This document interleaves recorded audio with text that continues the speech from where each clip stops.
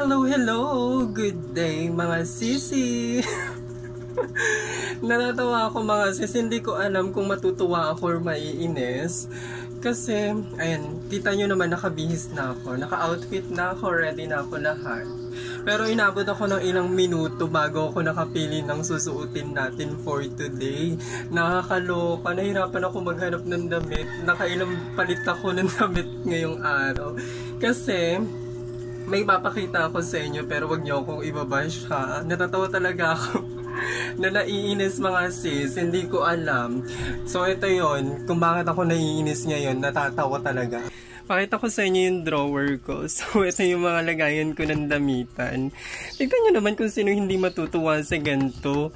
Diba? Oh, grabe naman yung damitan na yan mga sisi. Sobrang gulo. Actually, nakailang ulit na akong ayos na yan. Kaso pag may hinahanap akong damit, hindi ko makita. Kinakalkal ko, sinasabog ko silang lahat. Kaya tingnan nyo naman hanggang ibaba.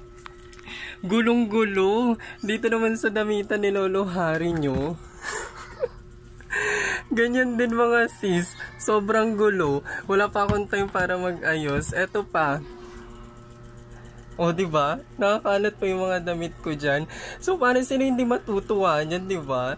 Nakakainis kaya tignan yung ganyan. Yung ayos ako ng ayos ng damitan namin, mga sis. Tapos, pag kumuha ko ng damit, gulong-gulo na naman siya. Tapos, another ayos na naman siya. Kaya nakakaloka. Ganyan ako, mga sis. Siguro ayusin na lang natin yan pag nagkaroon ako ulit ng time. Pag sinipag ang lola nyo. Kasi pag ganong ko ng trabaho, nakakatamad ng kumilos. Gusto ko na magpahinga.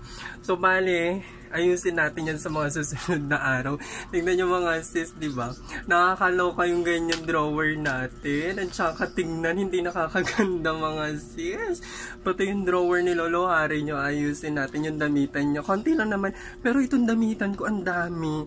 Ewan ko kung saan galing to, kung saan ko mga kinuha yung mga yan. Yung iba dyan, halos hindi ko na ginagamit.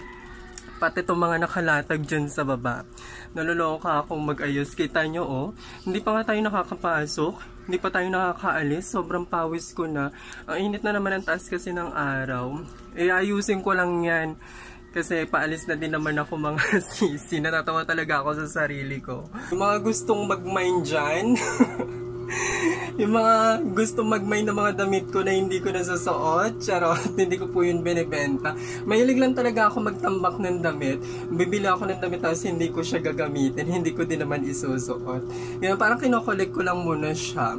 Ginagamit ko siya pag sobrang importanteng araw or kaya may bongga tayong lakad.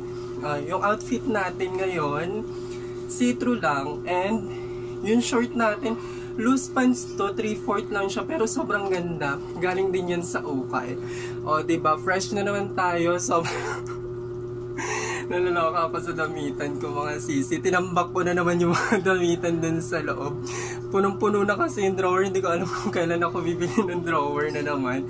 Nag-aano na kasi si Lolo Hari niya. Bumili na daw ng drawer para yung mga damit ko. Mga damit ko, hindi na ganun katambak-tambak, tsaka hindi ako naguguluhan pag pumipili ako ng damit, mga sis. Ayan, so today, yun lang, yung kalokohan natin ngayon. Ayan, pinakita ko lang yung loob ng drawer ko sa inyo, mga sisi, kung anong itsura. Diba, hindi siya nakaka-pretty? Sabihin nyo, ang ganda-ganda natin. Tapos yung itsura ng drawer natin, ganun yung itsura. Sorry naman na mga sis, kasi naman, pag naglulukay naman ako ng damit,